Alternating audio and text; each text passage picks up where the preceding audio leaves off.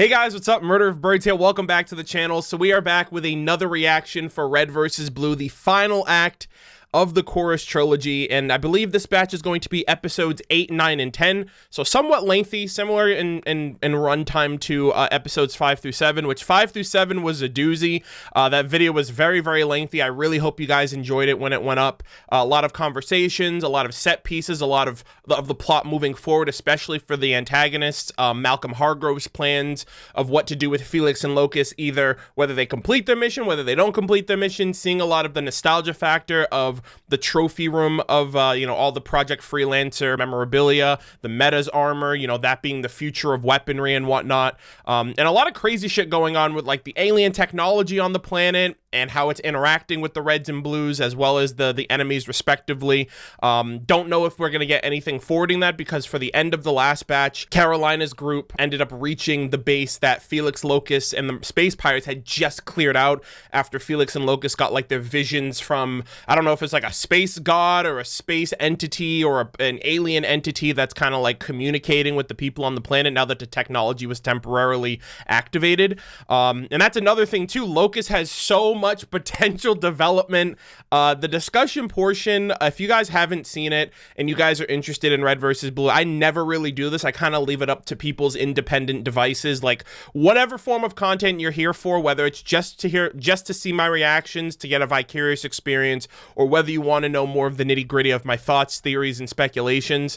If you're a fan of podcasts and you like Red versus Blue, I highly encourage anyone, if you're doing house chores, if you're doing homework, if you're, grinding in a video game and you need something busy to keep in your ear to keep you entertained, please check out the episode 5 through 7 discussion portion. I went through about 2 hours worth of speculations, theories, and my own personal interpretation of Felix, Locust, that episode in total. And it's something that I'm personally just really proud of. Like, I'm proud of the fact that, like, this show has pushed me to that point, to go that far with theory crafting, speculating, expressing my love, expressing my thoughts, and expressing, just generally anything that comes to mind when it comes to Red versus Blue. And, I know we're slowly treading through the inevitability of finishing up season 13, finishing off in the end of an era for Red versus Blue, the end of a trilogy and the beginning of a new one with the Shizno paradox and everything. And I expect to get to that, also the anthology of season 14, which we're going to check out before we get to the Shizno paradox. But the journey's just been awesome so far. We got Sharkface in the last episode as well, a little bit of the counselor in there too. So the last batch was just such a treat. That was like peak RVB. That was probably my most thrilling batch of episodes that I've watched thus far, because there's so much stuff happening, but nothing is happening actively. Everything is happening like passively and internally. So we're going to be getting into episodes 8, 9, and 10. So I hope you guys enjoy it. As always, leave your thoughts in the comment section down below. The only thing I can really think of for this episode, since the last batch heavily focused on, I guess we're going to get the follow-up of Carolina's group, interacting with whatever space technology or alien technology is there. Tucker is there. He has the key, so maybe he's going to be the differentiation factor between how Felix and Locust interacted with this location versus how they interact with the location. We also have to think of Vanessa Kimball's group that went to Outpost A to take down, like, that tractor beam that's preventing any ships from getting out into space and sending out a message or sending out a warning. So I wonder if how they're going to flip-flop this around. I don't know if we're going to get any adversaries this time, because we got all of that in the last batch. But with all of that said, thank you guys all so much for the continued support of these videos, both on YouTube and on Patreon. And I do appreciate everyone for their patience. I know these videos are coming out a little later than I've previously done, weekly. Now I'm doing bi-weekly, sometimes even longer. But I hope the quality outweighs the level of quantity for these videos coming out at the very end of the day. So I hope you guys enjoy it. As always, leave your thoughts in the comment section down below. And without further ado, let us begin. All right, guys, so we're going to be jumping into Red versus Blue season 13 with episodes 8, 9, and 10. So I hope you guys look forward to it. As always, leave your thoughts in the comment section down below of anything that I mentioned for this reaction batch. And we're going to be jumping into it in 3, 2, 1, now. All right. Oh, it's Red Team. Okay. Oh, isn't this the drop-off station where that one pilot dude got, like, shot in the back by locusts in, like, I think it was season 11? I think it was season 11. Yeah, we've been to this location a couple of times. This is also where the Reds and Blues made their deciding factor to storm Felix and Locust at the end of the last season too. Yo, going back to old territory. I mean, I guess that makes sense. They're going back. The matter is, the ability to fly north, and only north, is just going to lead to more problems than it solves. Thank you. Whatever. Oh? This road trip sucks. Nonsense. Oh, God. Road trips are an inherent part of the Red Team experience. Yeah, you know what the Red Team experience is, ladies and gentlemen? The Red Team experience is no plot progression. All right, don't come for me. Don't shoot the messenger, okay? Better dead than red over here, okay? I'm Team Blue Team all day, every day. All right, I love me some Reds. I love them, don't get me wrong. But take it up with the writers, all right? For all time, for as long as I can remember, Reds never progressed the plot, so... you know, that is the Blue Team experience. Sights and sounds of this beautiful, albeit war-torn, land. It's a gas station. Yeah. We've been to before. Seriously. Yeah, there's they've been here before. places to go on the whole planet. That is kind of true. Almost time to hit the road Oh! again. Any word from the away team? Agent Some sort of Washington. giant alien temple shooting pure energy into the sky. What'd I tell you? Blue team problems. I think it's really Plot admirable progression that you all problems. chose to stay and fight for the people of Course. Oh, thanks, Wash. When I first met you all, I honestly never thought you'd amount to anything, but you've really proven me wrong. You barely amount to anything. Thanks, dude. Sure, you may not be the most conventional group of soldiers, Aww. but no matter the challenge, you always manage to find a way to come out on top. Dude, Really special. this is too wholesome. Me? Nothing. No, you're acting really weird. I just want you all to know how much I appreciate you. Is he kissing their ass? That's it. You think we're gonna fucking die? No, I don't. No, you do. You definitely do. You're getting all sentimental and shit. Yeah, No, I wonder. Guys, come on. You'll be fine. I've got total faith in you. Come on, Washington's, you're with them. I ever knew. They're What good. the fuck is that past tense bullshit? Look, I just want you to know I'm proud of you. Oh God, I'm sure if you classic, stick together, you'll be okay. classic. What you The know? final Volunteered for the front lines. comment before What? battle. Sarge? Well, look on the bright side. Anyway, You know, if you say that, you're supposed to follow it up with the bright side. there is no bright side. I'm sorry. A true warrior? Of physical strength and mental clarity. Oh, she But can it's a good interpret thing it I'm too. That's cute. Nice. What? Obviously, I'm a true warrior. Bow Plus, chicka I bow have a wow. sword. That means I'm the chosen one. Finding a sword in a hole doesn't automatically make you an unstoppable badass. Oh, why don't you tell that to the last alien temple I lit up? Tucker has a point. It's possible that merely Maybe. carrying the sword through a portal would override the need to be strong and Yeah, intelligent. see? Yeah. That's why I Wait, think he's I'm the strong and key, intelligent. and his sword's the key. Well, we're low on time, and it's the best lead we've got. Oh, fuck. Fine. What's Tucker gonna see? You Be careful. Nothing to worry about, baby. hear the music too? I am a true motherfucking warrior. Ah, Oh, my. No, you're What not. happened? Wow. Apparently you are not. Rejected. Or maybe he's so good. Wait, was it? Maybe it's Caboose. Super fast. What did you see? Tell me about the other side. Remember? Like, maybe it was Caboose. Or was his test that quick that he went in and out? Like, time worked differently inside than outside? It could be Caboose. Caboose is blue. I thought he was the Great Destroyer back in the day. Other side, did you make contact? Oh, and how are you feeling? I saw Felix. The Whoa. mercenaries were already there? Well, I don't think it was really him. He showed up. Oh, well, and he's another seen Felix showed up. seeing The next thing visions, I know, too. There were a million fucking assholes all over me. Same thing with Locust. I couldn't fight him off. Wow. You weren't strong enough. Well, Mmm. And I've been waiting for a rematch. Wait a minute. Epsilon, you seeing this? Wait a minute. Epsilon. No, this is gonna be different for her.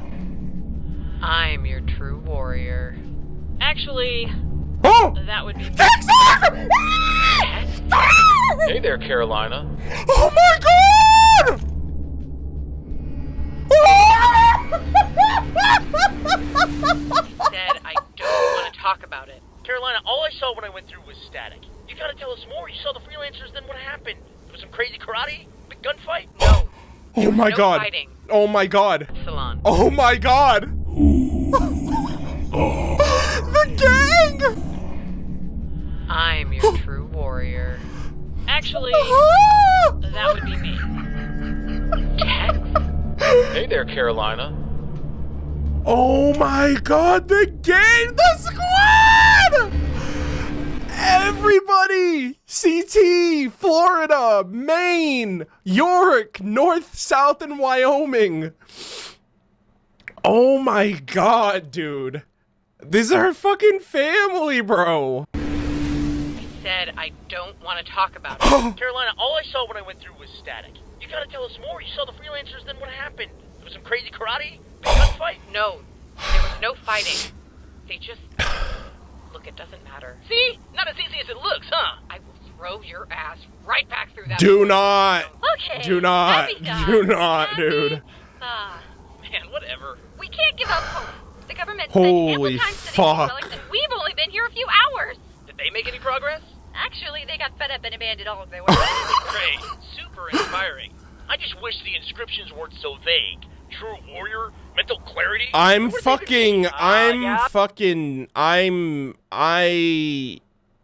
can't even like process this episode right now. I can't believe we just got the Freelancers. Even if that was just a memory, even if that was just a moment, that was so powerful.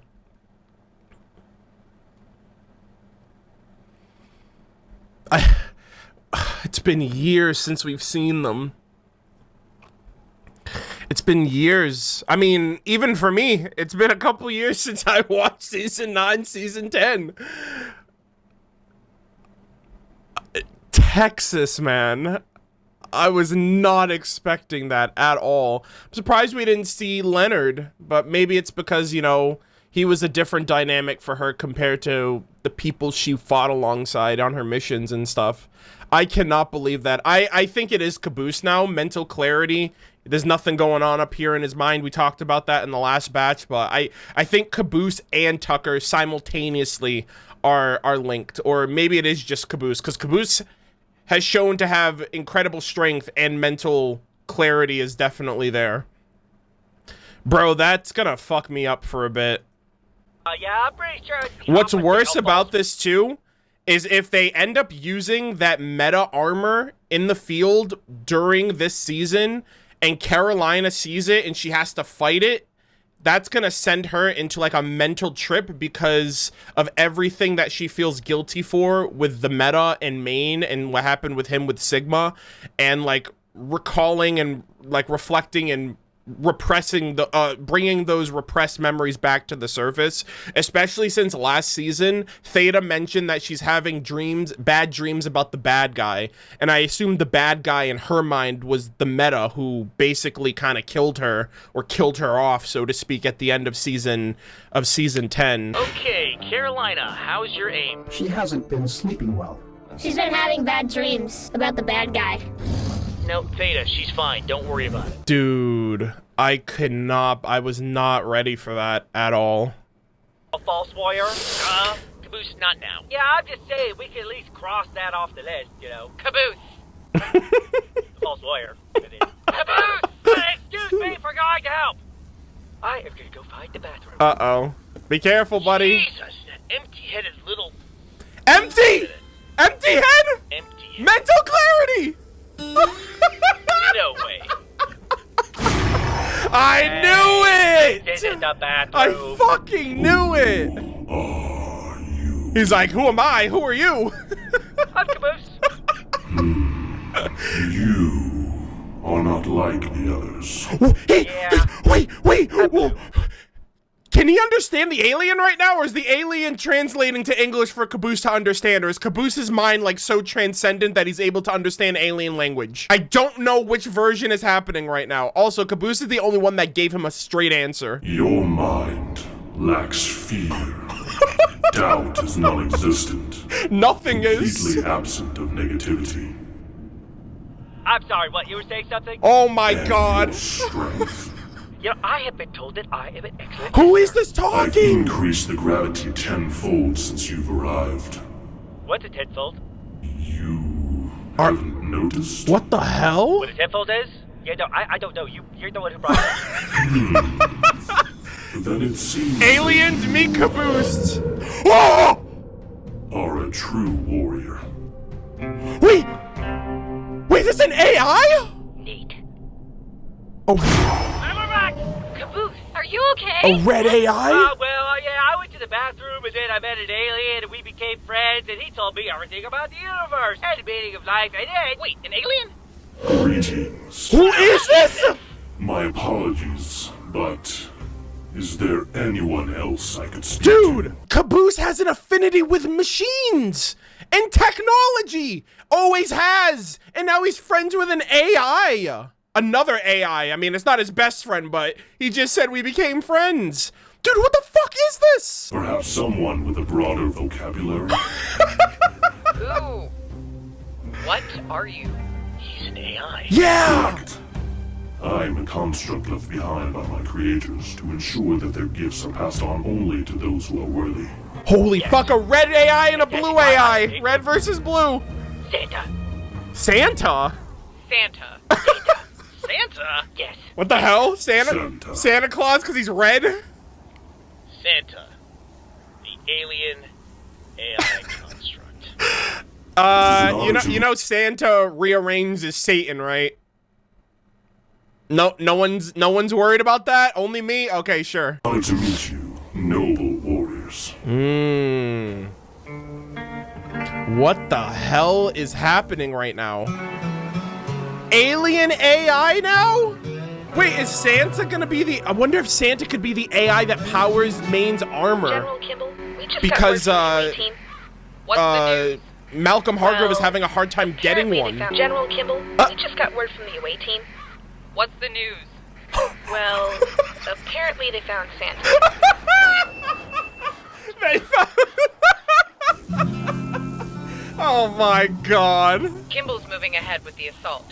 They should be reaching Holy, out then. yeah, she's stacked. She's got a bunch of I'm people. sure there is no end to your questions. You have no idea. Oh my god, Alright, let's and not they start have bumming Emily about Gray. Go wherever I want. Thank you very much.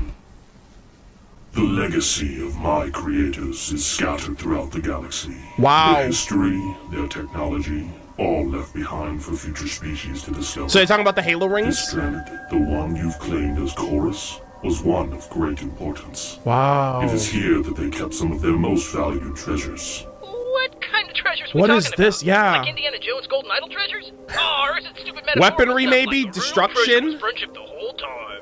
My creators bequeathed many gifts, and you will find each locked away within the temple. Laverius Tucker, you trigger the Temple of Arms. Wow. With its power, you reactivated combat vehicles, weaponry, Yep. and a myriad of other technological marvels. Yeah. from the time long Dude, they past. could use that to their advantage. These are merely a fraction of the gifts left behind by my creator. A fraction. So then why'd you turn it off?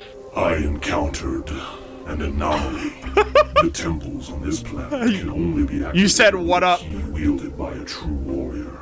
Wait. However, some time ago, one of my temples was meddled with. I wonder who that could Probably space pirates. I was being facetious. Dude, making up words is not gonna help you sound smarter. Uh-oh. The temple was designed to create a defensive barrier around the planet by manipulating gravity. Holy The shit. meddlers managed to circumvent my security measures and partially activate the temple, giving them moderate control over the planet's gravitational field. Holy fuck. Him how the elves are involved, Santa. He's talking about the tractor beams. This act should have been impossible without the Great Key. Which brings me to you. Uh-oh. I sensed your key's power at the Temple of Arms and allowed you to activate it. But when you did not respond in the voice of my people, protocol insisted I bring you here for further testing. Oh. Sorry, dude. Only language I speak is American. You an alien Fucking ambassador? idiot. I never said I was a good ambassador. But why test us if Tucker already had the sword? Or key? Because my records state that the Great Key of this planet has yet to be claimed. Wait, what? There's another. There's another one? In case you lock one in your car. My God. Damn, one of everything. It lies in a mountain temple to the east. After the security failure, I had to be sure that the Fuck! They need to get to that before Felix and Locust. It is now clear to me that although your key comes from another world, it was in fact forged by my creators. Yeah. It is therefore acceptable. Sweet. Yo, Then Crunch go back by- to our tower and turn it on. Alien weaponry for everyone! And you said that was only a fraction of the stuff that's here. Yeah. Correct. Holy well, fuck. not to sound greedy, but You guys need to get it what else you before got? they yeah. do. You know? There is the Temple of Weather Manipulation, Bountiful Harvest, Interior Decorating, Procreation, Yeah. Communication, Wait, what was Okay. the last one? Communication. Okay, so Donut's gonna have the interior decorating. Tucker's gonna go for the procreating one. Oh my god. Communication. Activating this temple will allow you to send a message to virtually any communication device in the galaxy. What was the one Oh. before that? Procreation. Activating this temple will throw the inhabitants of Chorus into a ravenous sexual frenzy. Okay, to dude. increase the potentially dwindling population. We won't be needing that one. Damn. Let's not rule anything out. Yo, alien dude, Santa. I refuse to call you that. Look, we actually need to transmit a message to Earth, but there's been a bunch of radio jammers keeping it from getting out. Yeah, so We they need a need simple they thing to can be strong send a enough to break message through. without leaving the Without planet. question. Well, then that's it. We don't need a full-on assault. We Yeah. don't even need alien We need weapons. to get to that. We just gotta activate that temple and call for help. Yeah. Let's radio Kimball and get out of here. Wait. Wait, what's up Before now? you leave, I must warn you. The gifts left behind by my creators are immensely powerful. Okay. If taken by those less worthy, the results could be catastrophic. I can tell you Which what. is why my creators constructed the Purge. That doesn't sound ominous at all. As its bearer, the Great Key will remain bonded to you and you alone until the time of your death. If you believe the inhabitants of this planet are not ready for my creators' gifts, then activating the Purge will cleanse them. And by cleanse, you mean... All sentient life on Chorus will be exterminated. Dude, You're telling me that there's a failsafe that gets Malcolm what he wants? That's what Malcolm wants. Fuck the space pirates and he can put the space pirates and the mercenaries in that too if he wants. So there's 2 temples here, and each temple gives the opposite side what they want. There's a temple of communication that can send a message and pretty much guarantee victory for the blues, for the reds and blues. And there's also a temple of perjury where if activated, or if like, I guess it's the failsafe, that neutralizes all life, which gives Malcolm what he wants. Which is like, the stakes are raised even more because now it's not about them, it's about getting to these locations and activating shit safely. buzzkill. Wow. And where exactly is this thing? Here, I will also update all previously sent maps with temple locations. No! Thanks. Look, Carolina, we gotta... Previously Wait. sent. What do you mean maps? The maps that were sent to the temples. All of Fuck! Of course. them? Oh, no. Oh my, yeah. Carolina! Oh, fuck off, man. Are you serious? Oh! Oh my god. Dad. Oh my god. The bubble shield. Kara's here? They've been here the whole Carolina, time. thank That's god. right. And now, thanks to you, we've got all the intel. Oh, shark face. What are you talking about? As soon as their shield falls, open fire. Just leave the Freelancer alive from me. You really think 4 people are enough to stop us? You're only safe for as long as that shield is up. Oh my You've god. got no cover and a failing AI. Oh my god. So A yeah, failing AI? What is he talking about? besides, Wait. the rest of our guys are prepping for your friend. Does Aiden know something about Epsilon's creation to the point where he thinks that he's failing? Your friends at Alpha. What? I hope you said something meaningful the last time you saw them. Holy 'cause fuck, you won't be man. seeing them again. Holy fuck, man. This is so heavy, dude. And he just got all of the intel. Do you hear something? Oh, oh my god, this fucking warthog music. didn't want to be here. Ah, nonsense. This is Colonel Sarge. We've engaged the enemy. For a short courtship Also, of I life. just want to say, this is super irrelevant. Any of you guys who know what HoloLife is, like HoloLife EN, I'm a big fan of Kiara, KFP where you at, and I say that because there's literally like a code over here, it's KFP1103, and that's literally Kiara Fried Phoenix, so I'm like Kiara's like my favorite. She's my Tencho, I love her so much. She's my favorite of all the HoloLive EN girls, and like my brain immediately went to HoloLive when I saw that, so I apologize, but yeah, anyways. Copy that, Red Leader. Good work. All squads, remember your sectors. We've got Please multiple be towers to take careful, down and shark numerous- face.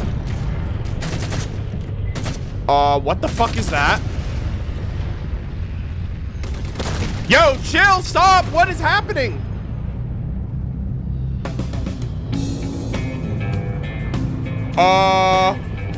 What? Oh, fuck me. Oh, fuck me! All of the prisoners. That's a trap! Why is it always a trap? Is that the They're trying to Tartarus? escape. Where did they get more men? Come on, Vanessa, give me a little credit. I was your right-hand man for years. You really didn't think I'd see this coming? You bastard! Shit. Focus. Felix, I got some news that's gonna make your day. Oh my god, they know. What if I told you I found a way to kill everyone on Chorus With a the button. turn of a key? Oh, What if I told fuck. you I was heading to that key right now? Oh, I'd say you're gonna need backup. Take it, Pelican. I've got Alpha covered. oh my god. I thought he was threatening them there Oh, for a second. focus. Oh no. What? When you kill Kimball, go ahead and do it quick. We were friends after all. Oh? Mayday! Mayday! This is Vanessa Kimball to Harmonia. We need immediate ground support. Was there a reason why Felix told Locust to do that? Hold on. I was heading to that key right now.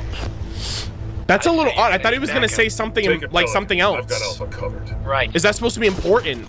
Oh, Locust. What? When you kill Kimball, go ahead and do it quick. We were friends after all. Wait. Mayday, No. mayday! No. No. This is not fucking happening. This is not fucking happening, dude. This is not fucking happening. In this war, you are nothing but a suit of armor and a gun. So when I give you an order, I expect you to follow it. Do I make myself clear?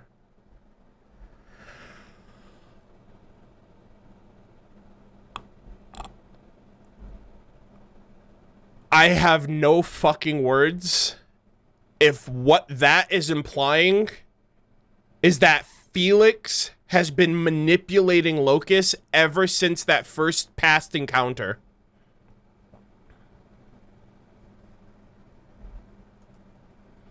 Locust didn't say okay. Locust didn't say no. Locust didn't say do it yourself. Locust didn't come like there was no, he was just like he's just like, he hears an order, he's a soldier, he completes his mission, he does what he's told. One on Chorus with the turn of a key. And what if I told you I was heading to that key right now? This cannot be fucking I'd say you're gonna need happening. backup. Take it, Pelican. I've got Alpha covered. Right. Oh, Locust. What? When you kill Kimball, go ahead and do it quick. We were friends after all. Mayday! Mayday! This is Vanessa Kimball to Harmonia. I'm so We pissed need off. immediate ground support. I'm so Please fucking respond. pissed off, Over. dude. What the I'm devil's so happening out there? fucking livid Will, right let's now. Pick up the fucking radio. Lord. Yes, Kimball, what is it? The whole thing was a setup. Karn's got way more men than we were led to believe. Fuck, They've man. got a ship and they ambushed us. There now, I'm sure. They need help! No! It will not be fine! Forget the capital. I need you to round up as many troops as you can and send them our way. No need to keep quiet. Just take the Pelicans and make sure you're out of range of tractor beams. Yes, of course. Come on, Wait, can you hear me? Agent be Caroline. careful. I know Kimball needs those reinforcements, but we need them first. No! I beg your pardon? We're pinned down. I need you to send a squad. Oh to come my meet god, them. that we Karn's can't! already on their way there, and we have to beat them to it. Carolina, what are you talking about? Beat them to what? To a key that's going to end the world. Yeah, that is ultimately, Right. fuck, that is ultimately, You're going to have to run that by me again. fuck, dude. You're kidding, bro.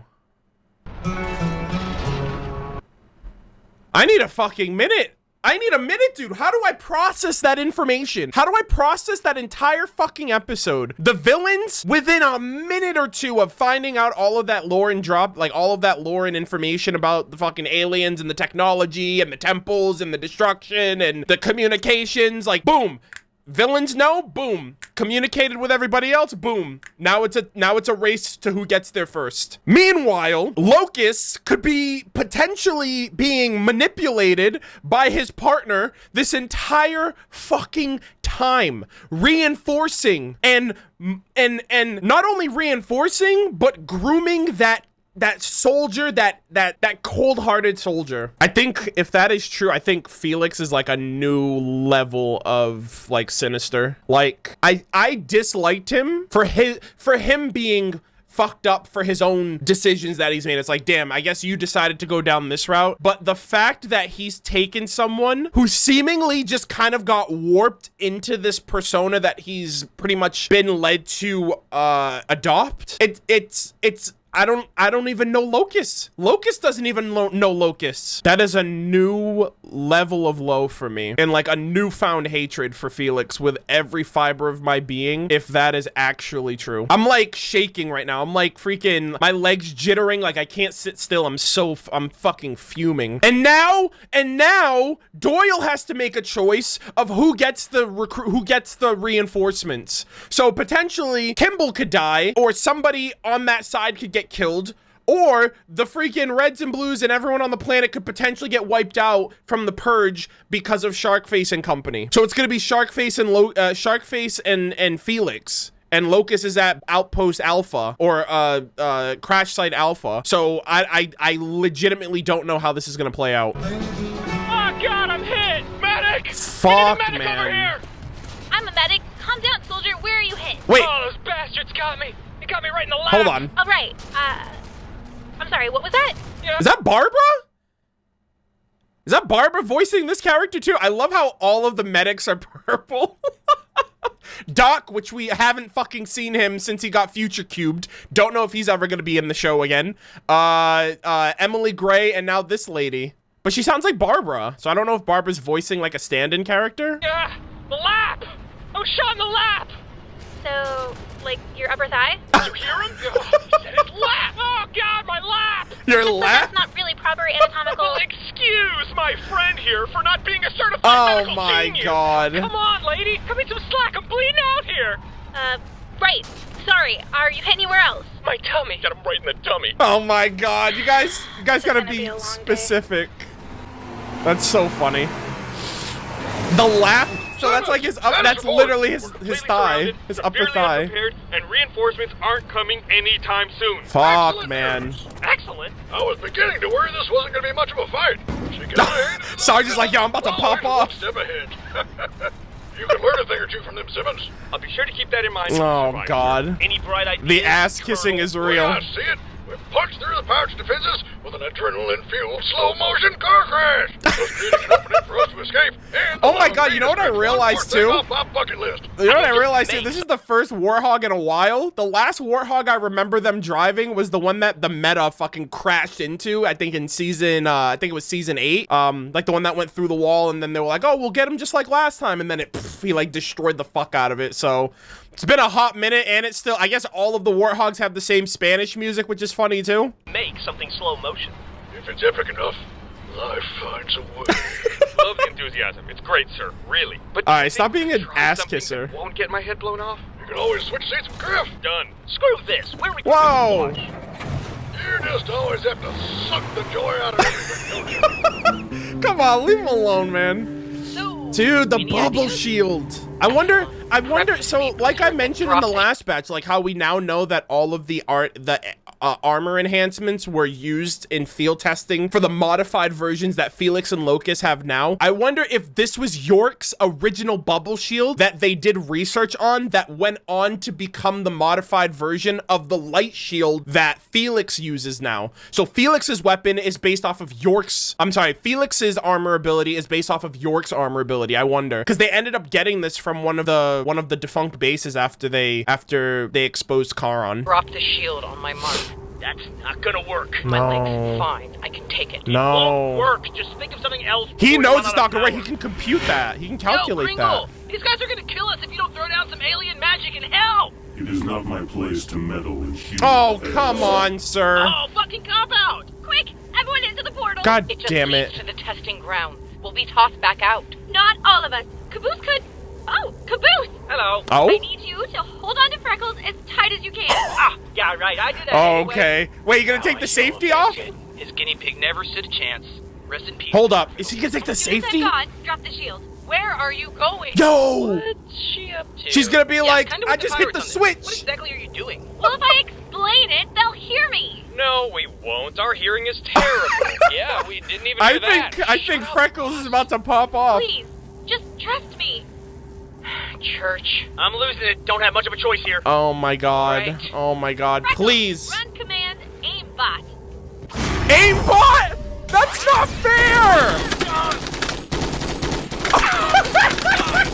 That was literally Okay, an aimbot! That was not actually my fault. Hostiles eliminated. Damn! Hey! Oh church my had a gun. god, You think he Caboose could is do a that? cheater! That's not fair, dude.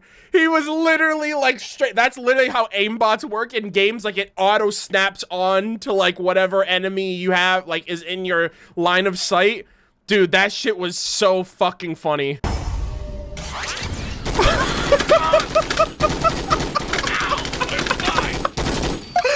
Oh my god. That was not actually my fault. That was hilarious. Damn! Hey, if we put Church inside a gun, do you think he could do that? Don't even think about it. Oh, goody, you're alive. Good shit, M. Guess she really is the smartest person on the planet. True. Oh, stop. I'm not that great. I mean, I the never aimbot would have function thought of only doing works something half like the time, that. So it was really just a coin toss. Wow, you really gotta learn when to stop talking.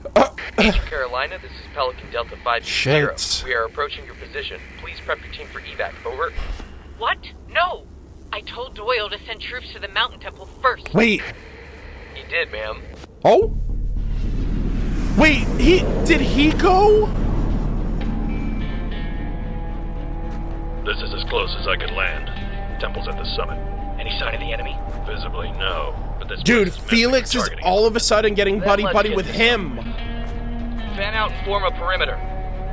Don't want to miss all the fun back at Alpha.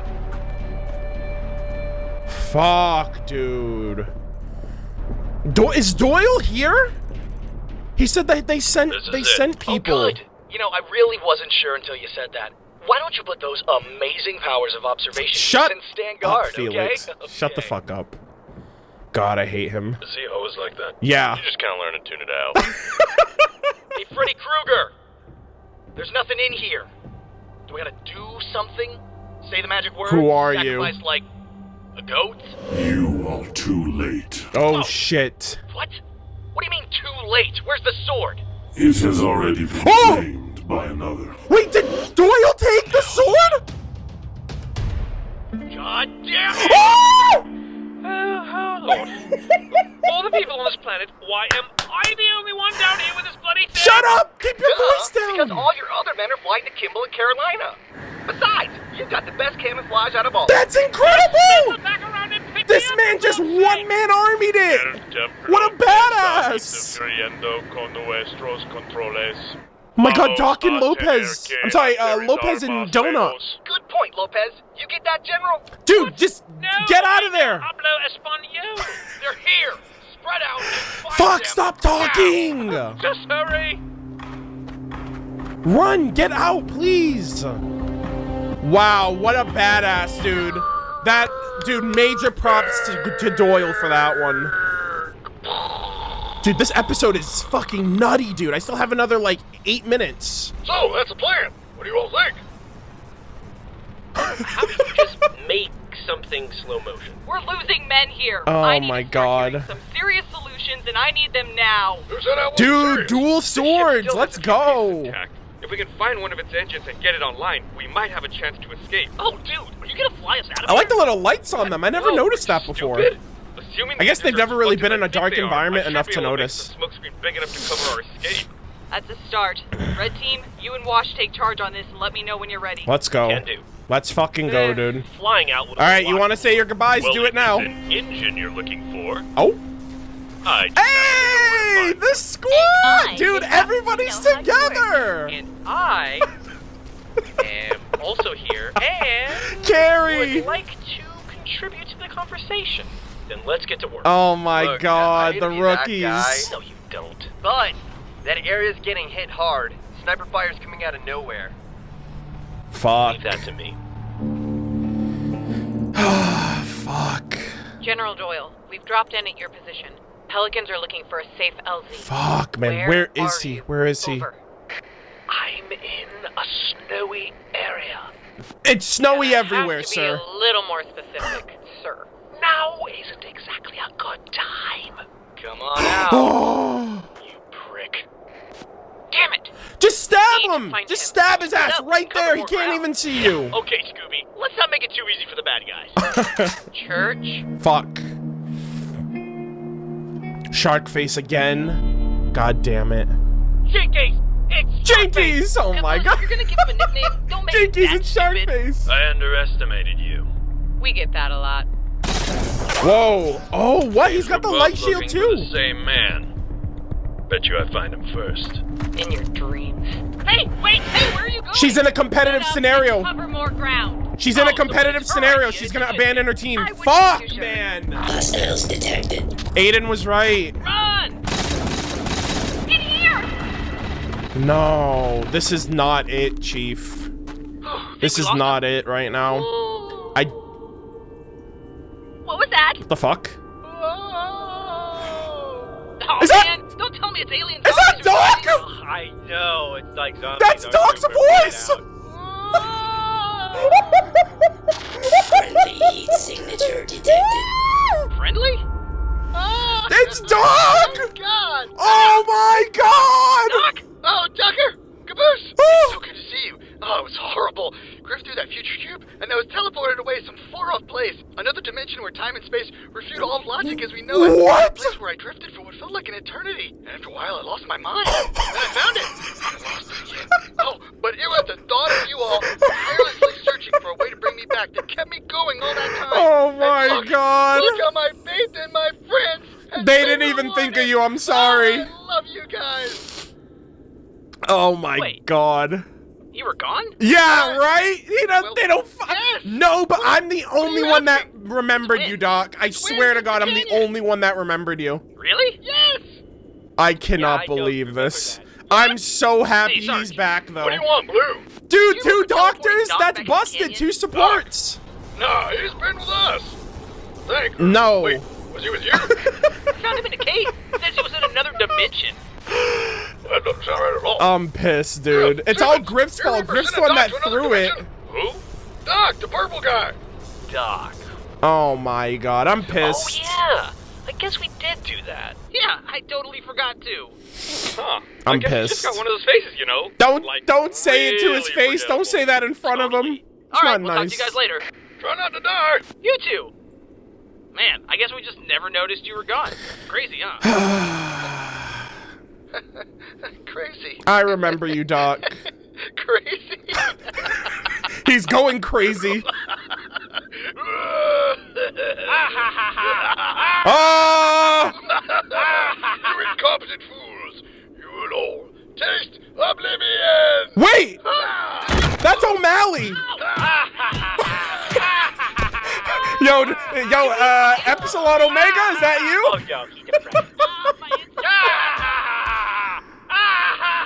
Oh my God. Okay. I guess that's how the episode batch is ending. That was fucking weird on all levels. I'm happy that Doc is back.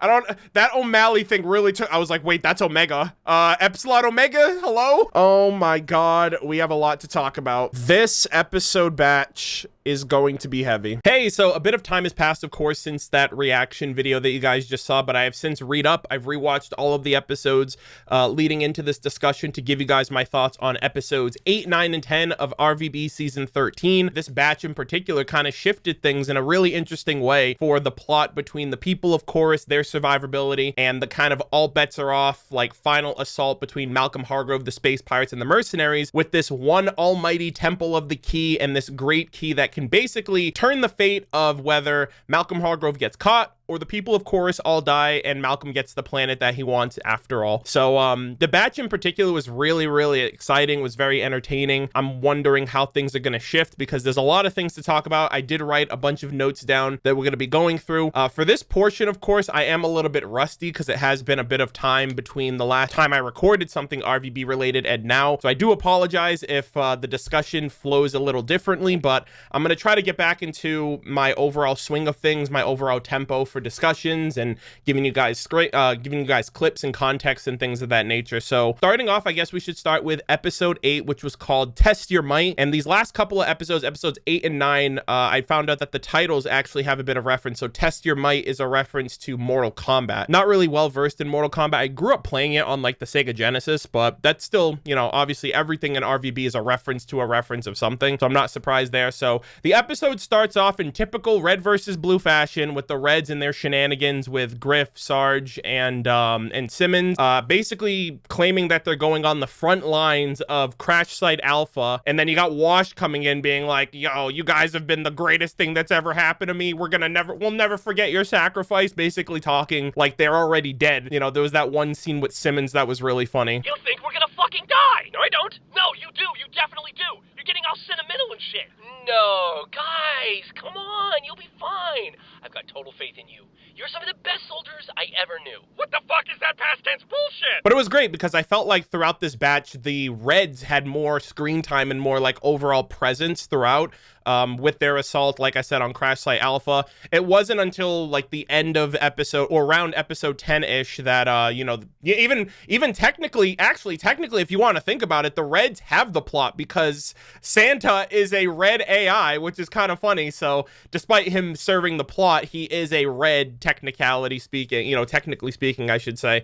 So, but yeah, I felt like the Reds had a lot more presence, the humor, their banter, the overall shenanigans that they've been getting into, even on the front lines while they're holding things down for Carolina and Church and Tucker and Caboose to kind of do their thing at those different temple sightings was really exciting. And speaking of the plot progressing, episode 8 transitions to the true warrior concept, which I guess I technically kind of sort of called it, with Caboose being an anomaly, being someone of mysterious and like deep resolved strength, mental clarity, basically implying that there's nothing going on up in his brain. There hasn't been for seasons at this point, and it's all kind of just like waved off as just Caboose being Caboose. But the reality is, when the plot demanded it, Caboose came in clutch. Caboose was the true warrior. But I still enjoyed the concept in general because, you know, for Tucker, he seemed to be like the main protagonist of this 3-part trilogy, right? Like Tucker, in my opinion, is the main character of the Chorus trilogy. But it's still pretty cool that like even in this moment, Caboose had a moment to shine. Tucker has had his moments to shine. Carolina has been brought back into the forefront from time to time. And it's just great to just see all of them excel in their own different ways. I don't really understand. I guess initially, my initial breakdown of this whole true warrior thing is like someone, you know, everyone that goes in to kind of test themselves is faced with an aspect of challenge, I would say, in their life, right? Like Locust went in and he saw a moment from his past that I guess he repressed or has been something that has always just kind of eaten away at him from his life on the battlefield and his personal code of conduct as a soldier. Felix mentioned that he went in there and he saw like a bunch of people that he's killed over his life, and I don't know if that's something that he like I don't know if those are like his inner demons or if those are things that he gets thrills and pleasure out of. Tucker mentioned that he saw like a bunch of clones of Felix and Locust and he wasn't able to fight them all off. And for being a true warrior, you have to have strength and mental clarity. So in that regard, he wasn't strong enough. The thing that blew my mind out of anything in this batch is that Carolina stepped up. She jumps in and she's like, I'm ready for the challenge, because she misinterpreted. She thought she would just go back in and get the rematch with Felix and Locust. And she was met with the fallen soldiers of Project Freelancer. I am a true motherfucking warrior. Hi-ya! Ah! Whoa, what happened? Wow. Apparently you are not a true warrior. I saw Felix. He showed up, then another Felix showed up. And next thing I know, there were a million fucking assholes all over me. Same thing with Locust. I couldn't fight him off. You weren't strong enough. Well, I am. Who are you? I'm your true warrior. Actually, that would be me. Tex? Hey there, Carolina.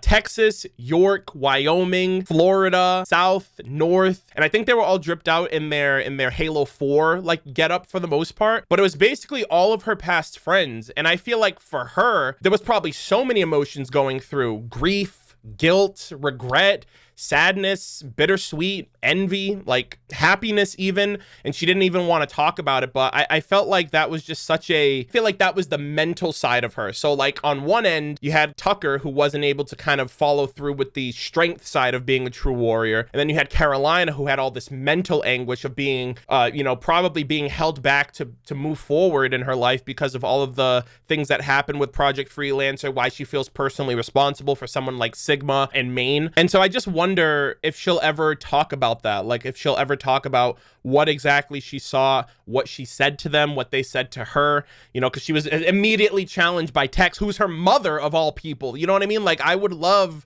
to just know what went down with them, or what, basically what she feels about her friends even now when it's just her and Washington. Obviously, Washington wasn't a part of that group, because out of all of the Project Freelancer soldiers that we know of that were a part of like the AI project, those are the only two that made it out alive. So I just feel like there was I would want to think that there was moments of reconciliation, grief, bittersweetness, happiness, sadness to see someone like York, her mom, some of her adversaries and rivals, her comrades and stuff like that. So that was probably the most impactful moment of the batch for me, because I haven't seen it felt so nostalgic. You know what I mean? Like, I know that this is just like seasons apart from where where Project Freelancer took part. But me watching it, a lot of people kind of get on me for kind of taking my sweet time. They're like, oh, Arnold, you're taking forever to get through RVB. There's other people that started RVB after you, and they're further than where you are. And like, for me, I don't really mind that, because I kind of like having those years to kind of reflect and reminisce and cherish the seasons that I have watched up to this point. Almost kind of like I have my own personal distancing of when I watch the show, to where I can reflect on it and it feels meaningful. It's not like I binged everything in one go, and then I could, like, if I was watching season 13 now, realistically speaking, if I was like banging out reaction after reaction after reaction, it would have probably been a couple of weeks ago that I just saw Project Freelancer wrap up. But because there's been years between the seasons that I've watched, I feel there's more of an attachment for me. I feel like there's more of a yearning for them whenever I do see them, because not only does it feel long since we've seen them in the show, but for me personally, I haven't experienced season 10, season 9 of RVB in a couple of years now, like pre-COVID, I would say. So for me, like, seeing them again feels like a blast from the past, because it truly is. And I can only imagine for those of you who are around when these were live at the time, back in 2015, 2014, whenever these seasons originally came out, you guys probably felt the same way. It's like, holy shit, it's been forever since we've seen these characters. And unfortunately, we only got a little bit of voice line. We only got like a one-liner from Tex and from York. And I feel like those are probably, out of everyone in that group, the ones that impacted her the most. Someone that took an interest in her, I would say, and they never kind of found that common ground. And her mother, who she didn't realize was her mother until it was already too late. So for that moment in particular, Project Freelancer will always hold an immensely special place in my heart. I feel like a part of me was taken from me once I finished that, like a part of my soul and my emotions for how everything kind of came together beautifully with that arc. And so I just really want to relay and express that I really liked that moment. I really wish I got to know more about like what she talked about, if she will talk about that in the future with Epsilon or whatever, or if that's just left up to personal interpretations or headcanons for whoever wants to kind of express how they felt about that scene. But at the end of all of that, I don't think any of that shit matters, because the true warrior is Caboose. Who are you? I'm Caboose. Then it seems that you are a true warrior.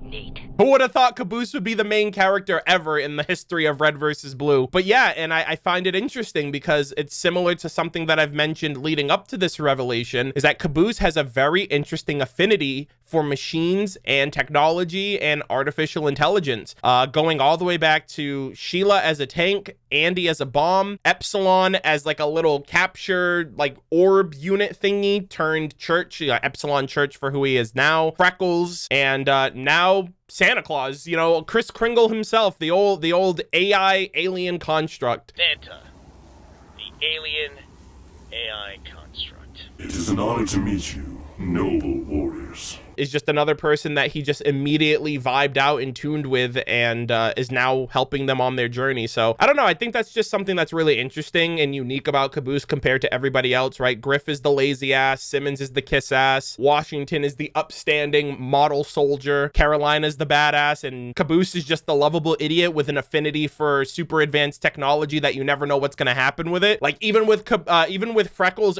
like later on in the episode with the aimbot sequence, I'm just like, holy shit, this kid's like decked out, and it's, I don't know, I just love the writing. I love how they just kind of remind you that like, oh no, we're still kind of following through on these characters, their personalities and everything else that we've kind of known to understand and love about them as time has gone on. So yeah, I don't know, I just think it's really, really cool. We got introduced to Santa, who is a red AI construct for I assume the Covenant, right? I think aspects of Halo merge with Red versus Blue because it's kind of like created in a way to be like an in-universe parallel to like the Halo series, you know what I mean? Like Griff mentions Master Chief blowing up the whole Covenant armada in like the first episode or whatever. So it's basically like, it's like a spin-off series within the Halo universe, I should say. So I assume that this AI construct is basically referencing the Covenant when he talks about like his creators left these great machines out there, and it's basically like Covenant alien weaponry that we see throughout based on like the Halo series. So I'm assuming that that's what it's built upon, to kind of forward and explain the alien technology in a simple way. I love the one scene that was right at the beginning of episode 9. So jumping into the next episode batch, we get episode 9, which is called You Better Watch Out, You Better Not Cry, You Better Not Pout, I'm telling you why. Santa Claus is coming to Red versus Blue, and here he is. Well, apparently they found Santa.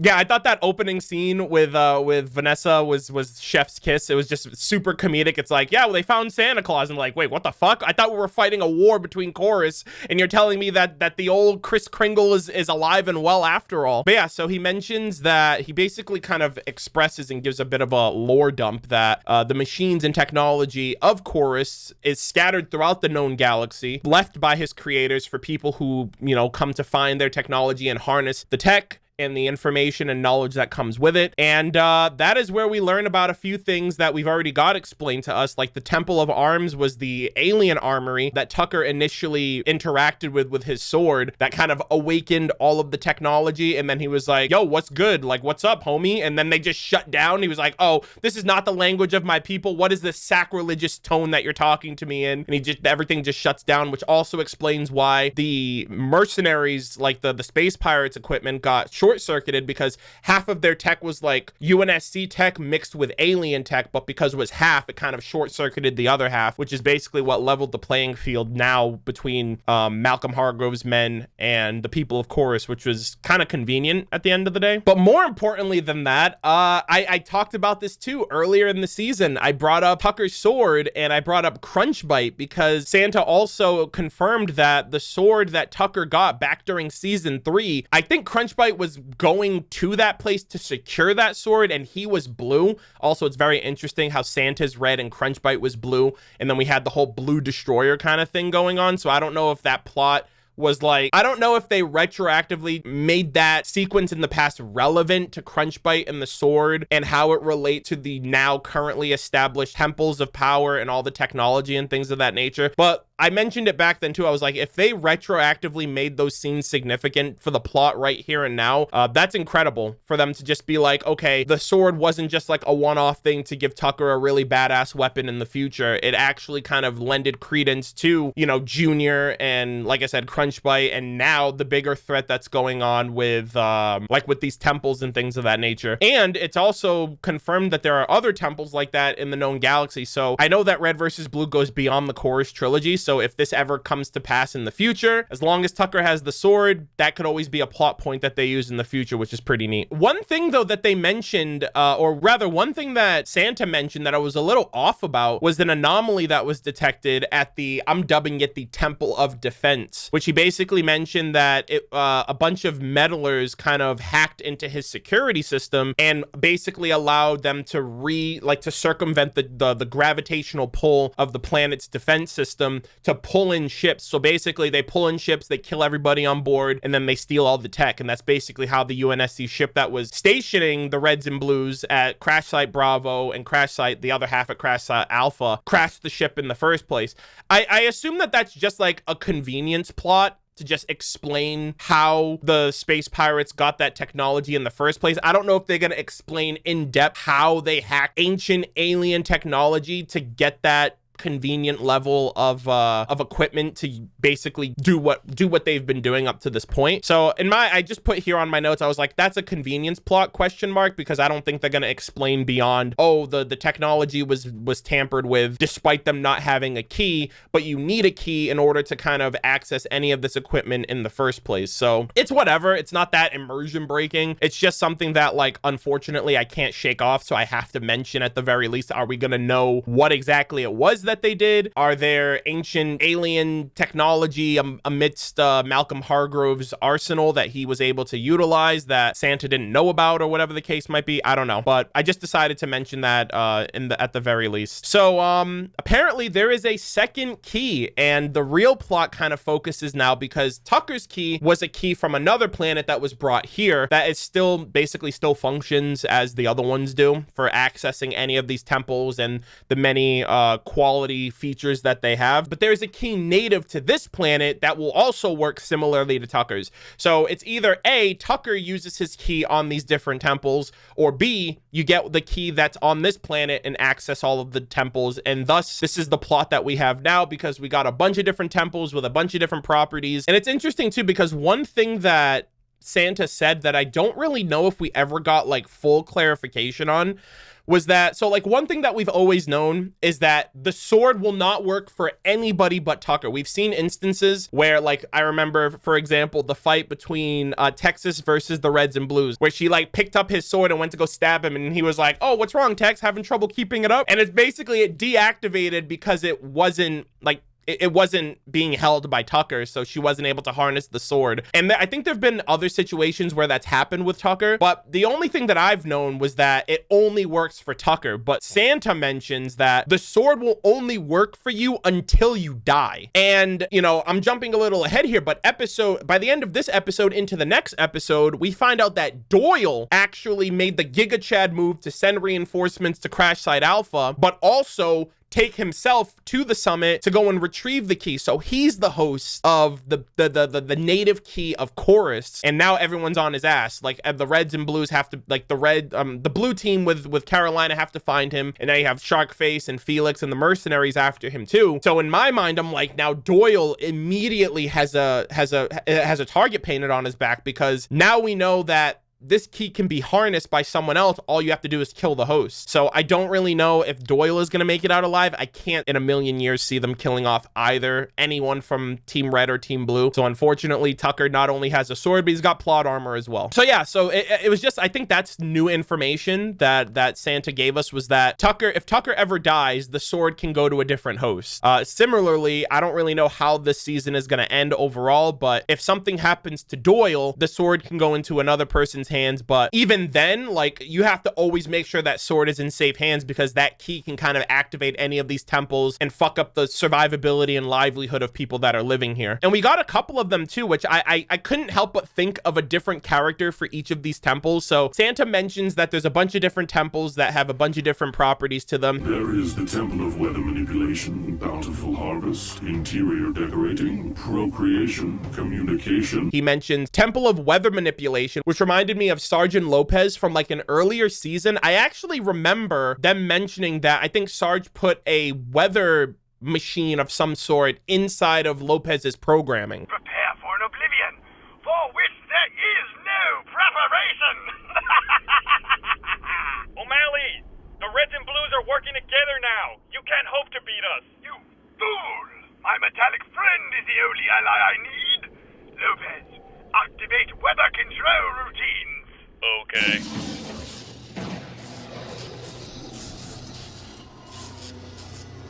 Are those runic symbols the sign of some ancient technology? No, I used to draw them on my binder during study hall. I always wanted to use them for something. Aren't they cool? Shut up! Oh, Samson's back here! They found our secret weapon! I developed a weather control device, but I was missing one critical piece of technology to make it work. Yes, and now that I've located those D batteries, the universe will be mine! Are you serious? You couldn't find D batteries. Only at gas stations, and they're just so darn expensive there. So I thought that was a pretty neat reference. We had another one, Temple of Bountiful Harvest, which I think that's a reference to Simmons. Either Simmons or Doc or Donut. I remember that there was like a farm of some sort mentioned or showcased earlier in like an earlier season. Listen, I think you guys are blowing this whole thing a little out of proportion. You're just saying that because you're the one that designed the base. Well, I did a better job than you would have done. That's not saying much. I bet I could at least do it in a better location. But this is the best location. The sunlight is perfect for maintaining my vegetable garden, and the faulty engine from the ship should keep us warm all winter. But aren't slip space engines extremely radioactive? Well, that would explain why my hair keeps falling out, and why all your cabbages have 3 heads. I thought I was just really good at farming. No, Simmons, you're good at other things, like always being on time and maintaining your virginity. Oh yeah? Well, we'll see who's laughing when my garden produces a bountiful crop in the coming harvest. Glad to hear you've still got that virginity on lockdown, buddy. Temple of Interior Decorating. Wait, you mean Simmons gets to hang out at the base while I go out on a dangerous mission? That's right. Enjoy the limelight, Private Kiss-Ass. I'll just be hanging out here with Donut until you get back. I think it's time for a nap. Oh, man. This is going to be great. It'll be like a sleepover. And we can decorate. How awesome is this going to be? I'll go get my wallpaper book. Simmons, you be thinking about paint colors. Oh, man. I think I'm regretting this already. Come on, dude. You might as well have said the Temple of Donut because this man loves decorating. He loves expressing himself. I think it was the reference was that like he mentioned that he wanted to do the interior decorating for Red Base back in the day. I think it was when they got the Valhalla bases. So that was one. Temple of Procreation. Okay, we're ready to go. Oh, badass. Cool. Did you fill up our car too? Yeah, I gave it to both of them. Bow, chicka, bow. What? That's the joke, right? Did she just say my thing? No, Tucker, that's hey, chicka bump bump. Awkward. You said to loosen up. It's a little too loose.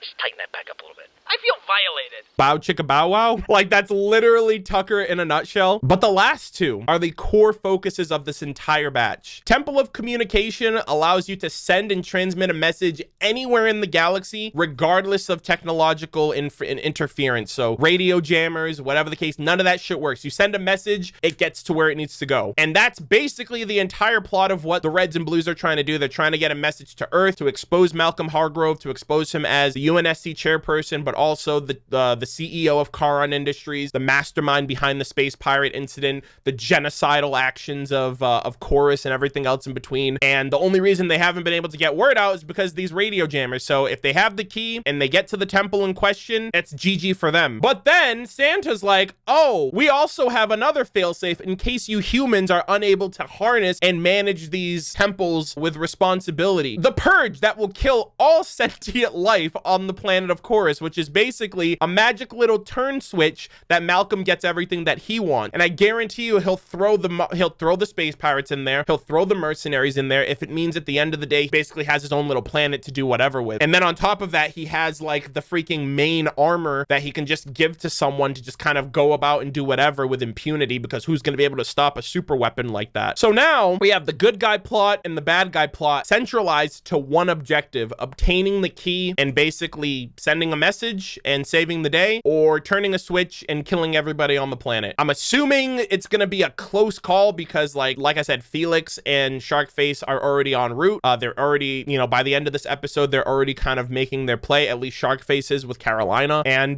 Doyle is just kind of like waiting in the wind, waiting for someone to save him. Tucker also has the sword, so I also feel like Tucker should have been the one to kind of go to the Temple of Communication while Carolina and the rest of the gang head out. Like, if I were them, I would have been like, I would have taken myself and Caboose, because Caboose is tagged with Santa, and I would have gone to the Temple of Communication while simultaneously having Carolina deal. Well, I feel like it would have been a little off then in that regard, because she would have been like 1v like 10 for her, Felix, the space pirates, and Sharkface. But I just feel like the divide and conquer factor would have been a little better overall, just because Tucker can make way more of an impact with his sword acting as his own key versus them both just trying to track down both keys so that way nobody gets them. You know what I mean? Because if Tucker puts himself out there, he's still liable to get injured, die, or whatever the case might be, or even a hostage situation, for God's sake. They don't have to kill Tucker, they just need to apprehend him and take him to one of the temples, or Doyle to one of the temples to get what the hell they want for the purge to be activated. The current plot that's going on right now is basically leading me to believe that these two forces are basically going to converge. Fuck what's going on right now at the freaking crash site Alpha with the Reds and Blues and their crazy ass freaking antics. But the main plot that's happening right now is definitely taking place at the summit, and is definitely majorly impacted by the great keys that we need to find. So amongst all that exposition being kind of thrown at us, the convenience factor was that the enemies were listening. So Sharkface and his goons were kind of like lying in wait, listening in. So basically we don't have to regurgitate exposition. Sharkface decked out his assault rifle with the little shark face on it, which is really cool. It looks really neat. I think he got a little bit of a downgrade going from a flamethrower to an assault rifle, but I still think his getup looks pretty badass. Carolina puts up the bubble shield last minute, kind of gave me York and Theta vibes. I really wish that we got to see like Epsilon Theta during that, but obviously the memories of Epsilon Theta were before they had ever converged with their, you know, individual companions, like their Project Freelancer soldier companion. So it's not like Epsilon Theta would remember that he harnessed the bubble shield, but I think it would have just been nice to kind of emulate that, like Carolina being a conduit for the other freelancers, and whatever Epsilon variant AI kind of parallels that for her in any given moment. I think that would have just been nice, but that's what it reminded me of. It reminded me not of York, it reminded me of North. It reminded me of North Dakota and his bubble shield training, and also the bubble shield moment when we first got his face reveal. But yeah, there was something that Sharkface mentioned. He mentioned that they have a failing AI, and I've talked about this, I think, since like season 10 when we first saw like Epsilon glitching out, and I was like, oh, that's not good. That doesn't make me feel good about myself. That doesn't make me feel good about like the future with Epsilon, especially since it took us so long to get him and to have like to build up this new relationship with him, the Reds and the Blues, and just kind of remembering his legacy as like Leonard Church, Alpha, and everything else in between, and all of these other Epsilon variants of AI that we've known and loved up to this point. But I wonder, again, I'm just going to reiterate, I feel like this is the effects of a fragment's lifespan.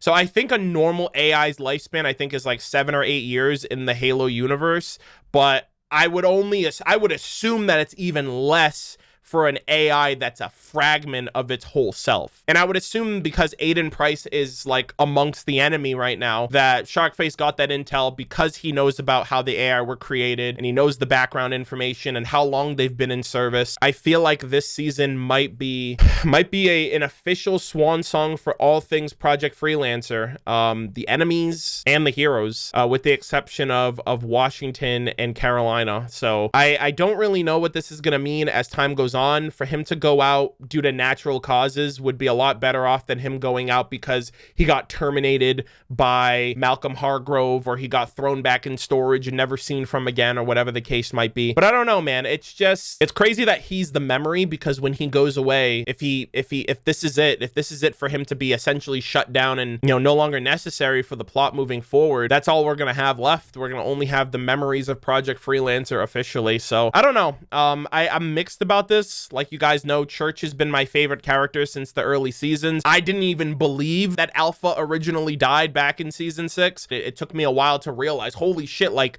because death was such a plaything. You know what I mean? It wasn't even taken sick, because it's like you die, you become a ghost. But I didn't realize that it wasn't a ghost. They were just like supercomputer programs. And you know, death has become such a real permanent thing, especially for the Project Freelancer soldiers, that we've never gotten a chance to see again after all of them just kind of fell one after the other. And now we have Carolina and York, who are the remnants of that. And thinking back on it now, I can't help but remember, I think it was the season 7 trailer, or like I think it was like episode 0, where you saw where you saw the Alpha and the Beta side by side, and they were basically talking about like, oh, we're not done yet, then let's get started. And it's basically like they have truly transcended these individuals long past the point of their death, long past Allison's death, Dr. Leonard Church's death, the Alpha's death, the Beta's death, Epsilon Tech's death, and now we're just kind of like, it's all led up to this moment with Epsilon Church, and like when he goes and what's left of that sacrifice afterwards, you know what I mean? And so it's just crazy to think that the journey has been going on for so long that eventually there is going to have to be a point where the journey sees its course through to the end, for whatever that might mean for the Reds and Blues. You know, they still have the future to live and exist and thrive, but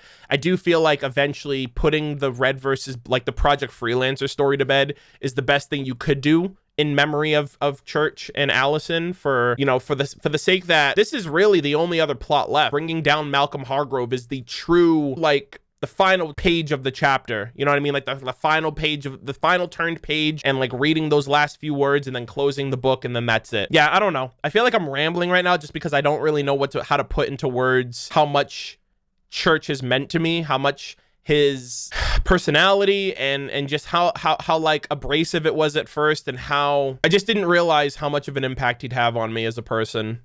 And just like as a show that I've been watching for a few years now, like, holy shit, like I'm never gonna this is like a character I can literally never ever forget, that will always be remembered fondly in my heart and in my memories of a story that I never thought I'd become this engrossed in. When I got into RVB after Ruby Volume 3, I never thought in a million years I'd be this attached to the characters as I am now, especially a fucking AI you know, that embodies the essence of a person who tried his best, you know what I mean, who was basically doing things from a human level, like from his heart, despite the way he went about it. And so it's just so bittersweet to say goodbye, because I've never really had to up until this point. Like, I've said bye in tragic ways, but to say goodbye to somebody who's basically done everything he can, that's something that I feel like is going to be a different kind of pain, as opposed to like a tragic love story and tragic deaths that have just been happening constantly with the Project Freelancer storyline. So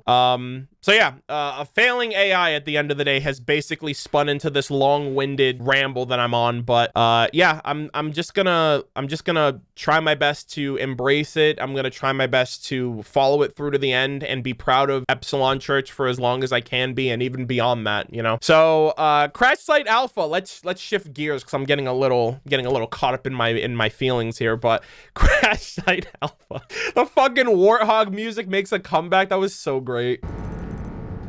Do you hear something?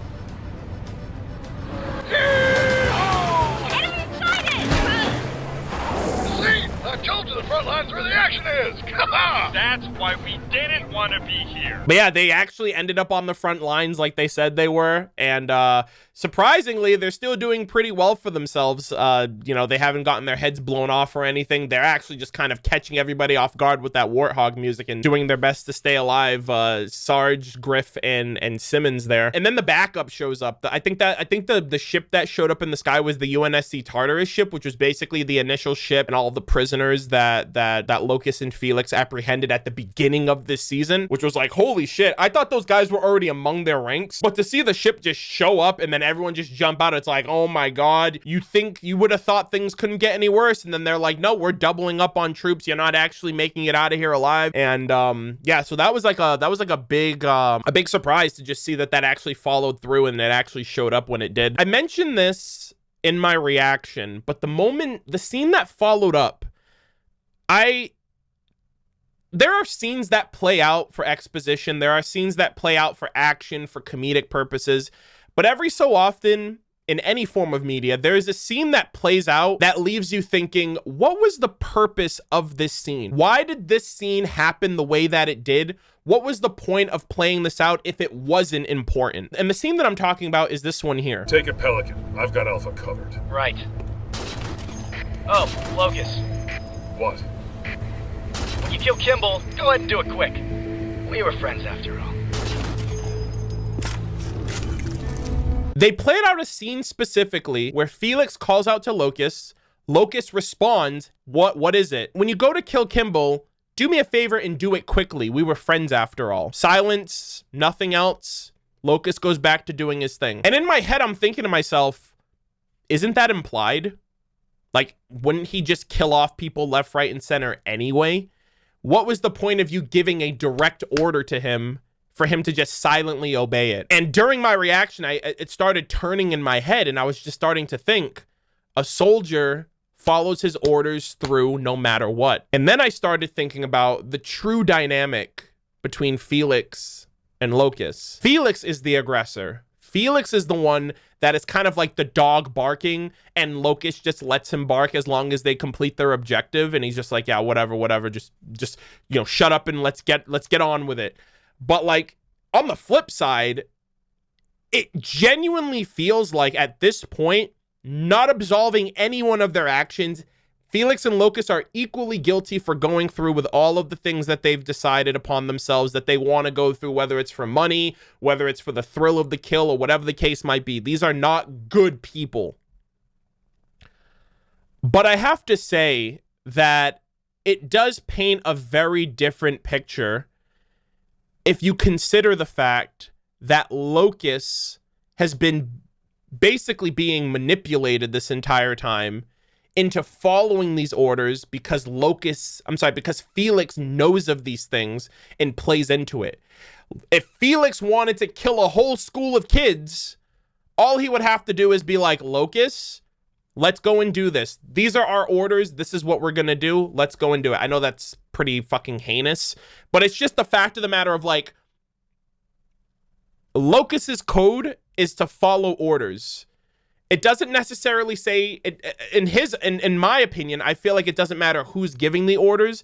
And in this case, Felix and Locust are kind of two peas in a pod. They always have been. They've been ever since they were in a squad together when he was a private on that one, you know, when they were killing off those aliens back in that flashback.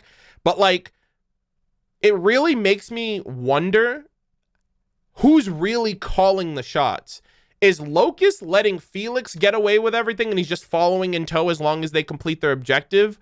Or is Felix the one that's stringing Locust along by a chain and Locust is following through because soldiers complete their orders? So in a way, he lacks a level of autonomy, you know? And then when you throw Washington in there, it kind of like fucks up with his programming in a sense, because he's like, a soldier completes his task. I complete everything that I'm told to do, whether it's my commanding officer or whether it's my partner Felix. But then you have Washington constantly getting in his head and kind of making him constantly question, I would assume question who he used to be as a soldier before he got roped in and all of this stuff. But like in my head, I'm just trying to think to myself, like, I don't, and in my head too, I'm wondering if Felix knows that he's doing that. Because it's one thing for him to just be like, oh, Locust, do this for me. And he's like, all right, I got you, fam. We'll catch up later. Versus Felix saying, complete this order, knowing that Locust would do it. And I had that big revelation during the reaction. And I was just like, holy fucking shit. This kind of changes the true dynamic of these two. It's not two brothers in arms, you know, it's not these two mercenaries in arms. it's one mercenary roping the other one into doing stuff that, you know, not saying he may or may not have done it, but like, it's very much one guy having a field day and having a second person double up the damage, double up the bodies, double up the payout.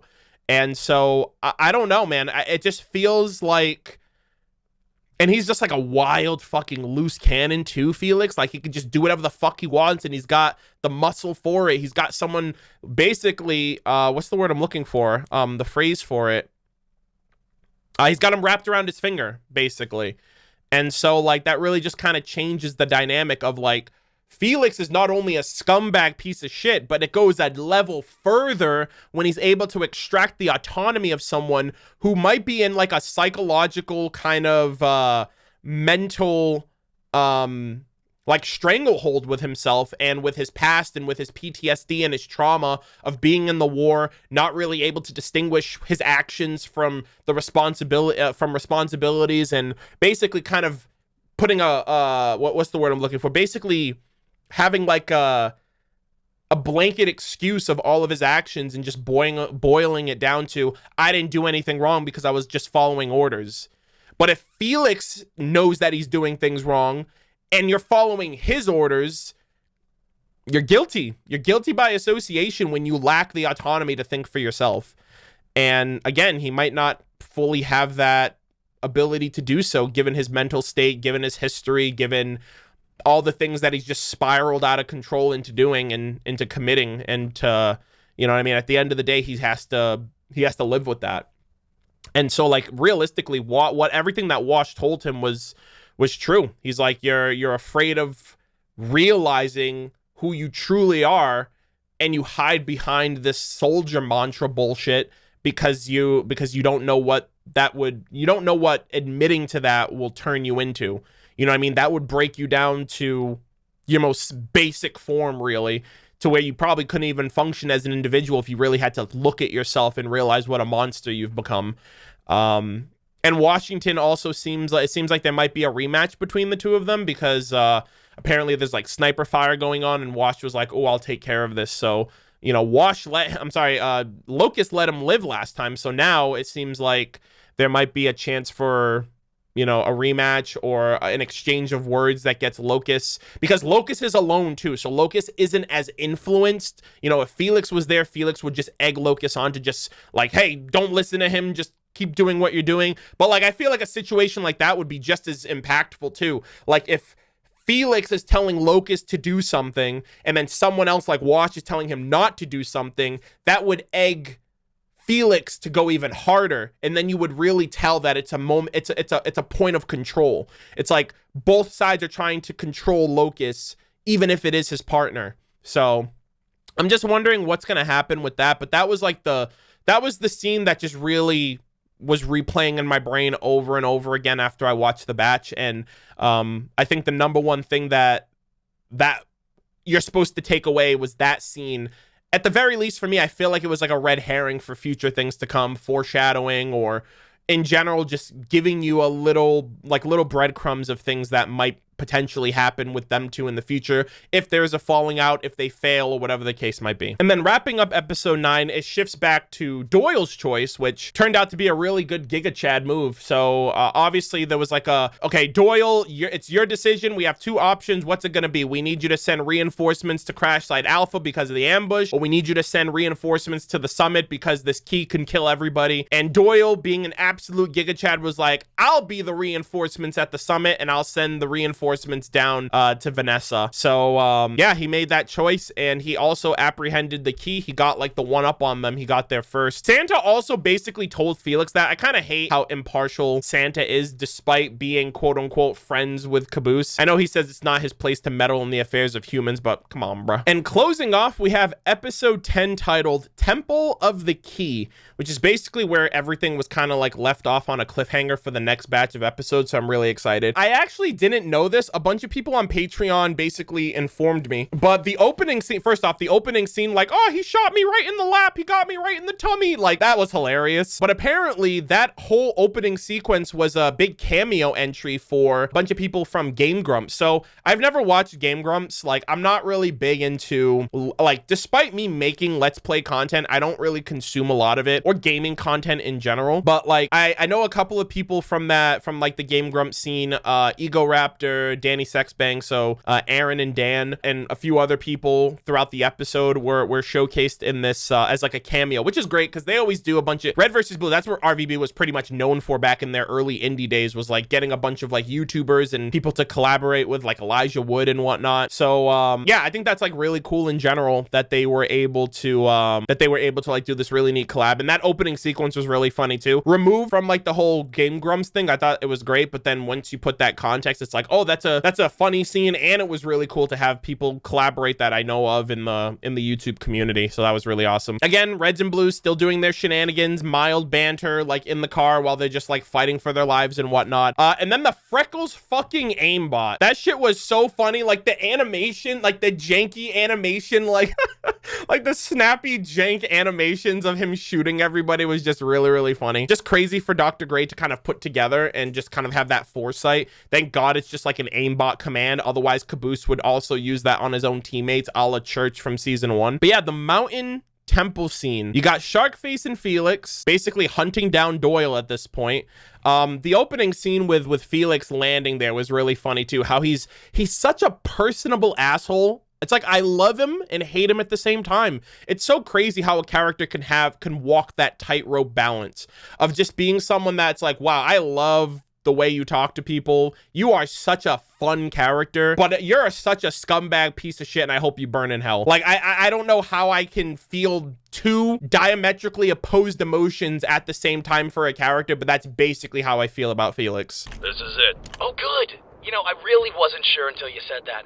Why don't you put those amazing powers of observation to use and stand guard, okay? Okay.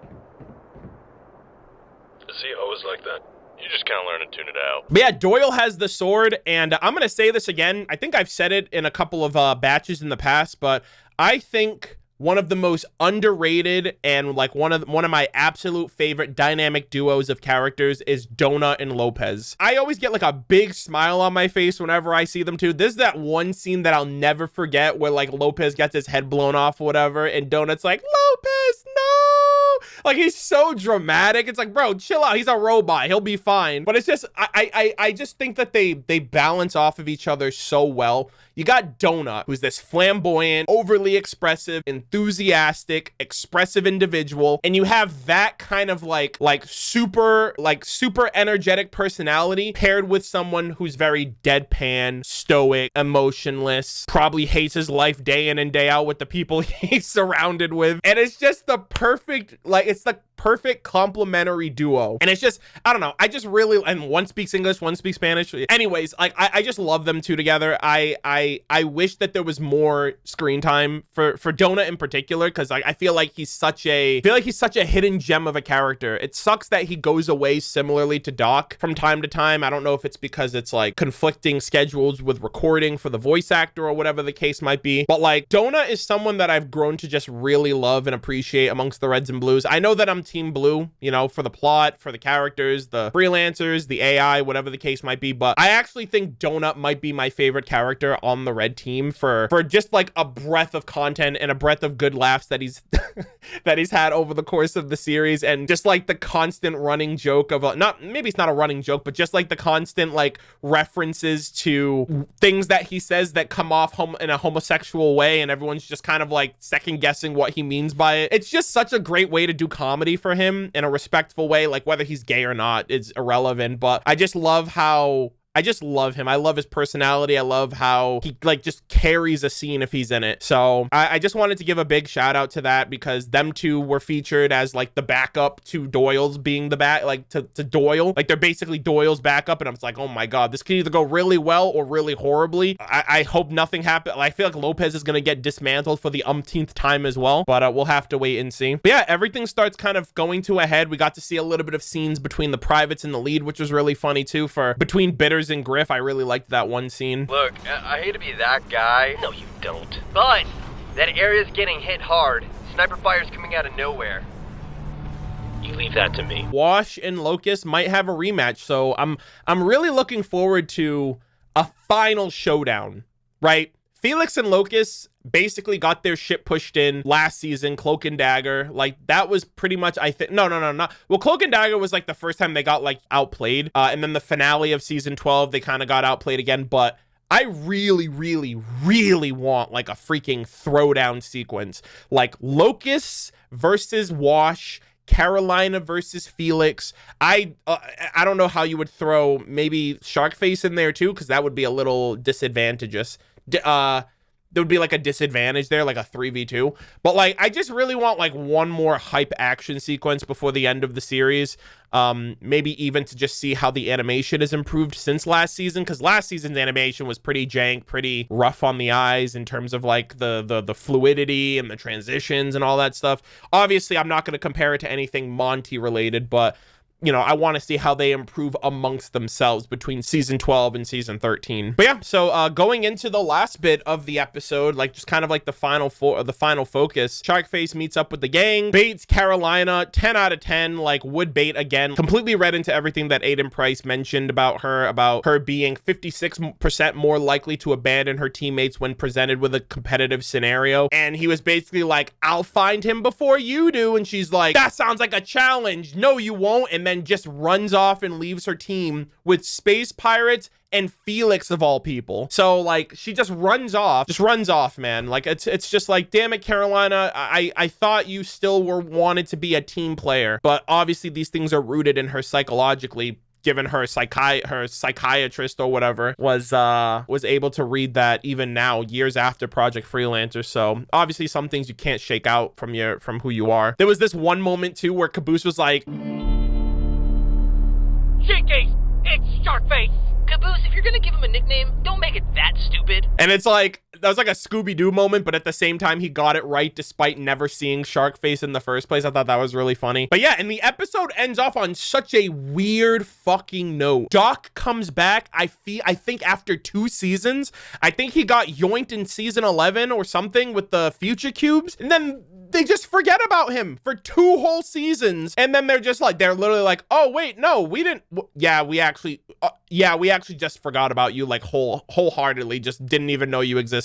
And I feel like that's so true. I don't know how people in the community feel about Doc, especially when he's MIA for such a long period of time. But like, whenever he's gone, I'm always thinking, where's Doc? And I feel like I mentioned that, like verbally mentioned that so often. But yeah, I'm always just like, bro, where's Doc? Is he coming back? Did they forget about him? Etc., etc. And he seems to have like this split personality disorder, because obviously Omega is no longer around, but having Omega running around in your head for God knows how many seasons back in the day seemingly left some like latent personality switches in his head, where now he's kind of like, he's what's the word I'm looking for? He's embracing his inner O'Malley for like whenever they like left him, and he was just like, you know what? I'm tired of being a pacifist. If I'm gonna choose chaos, if I'm gonna wake up and choose violence, I'm gonna wake up and choose violence as O'Malley. And then he was like, oblivion is at hand, and that's how the episode ends. And I'm like, I think that's good. They have a medic, they have Doc, that's great. I'm just wondering how things are going to fare now, because you got this key plot that seems like it's riding on Doyle and or Tucker if they end up getting either person or either key, or if one of them dies. You have the Carolina situation with Sharkface, who's obviously baiting her, and she doesn't have Washington to pair up to match up against him like they did the first time they encountered him. You got Washington potentially going up against Locust, and that could have some interesting development if he's able to get through to him this time around, or even explain why he left him alive at the end of season 12 when he could have killed him easily. Again, his own little personal code of conduct.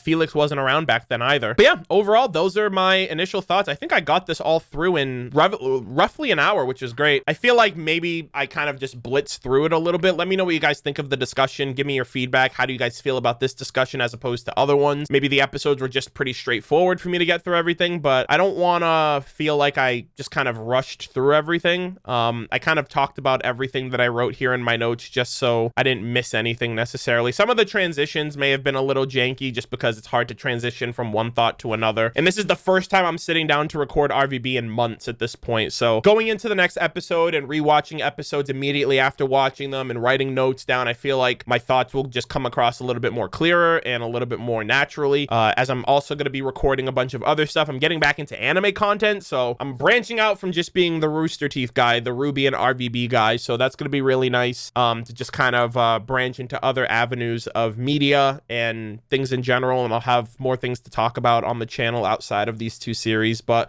yeah, those are all of my thoughts. Those are everything that I wanted to just address and talk about with this batch in particular. I'm going to snap this onto the discussion. It'll eventually go up on YouTube, and also this portion for Patreon users who have been awaiting my discussion thoughts and things of that nature. And we will be moving into, I believe my next batch is going to be episode 11 to 14, I think it is. I'll have to double check, but I'm definitely getting through episodes 11, 12, and 13. I don't know if 14's in there. I'll have to double check to see like the list and the batches that Georgia put together a while back. But yeah, overall, thank you guys so much for watching. Again, I really appreciate the continued support and just the continued hype and excitement for RVB whenever these videos come back. Let me know what you guys think about my thoughts, anything that I mentioned in the comments. Of course, keep it spoiler free. And yeah, I will see you guys all in the next one. Take care.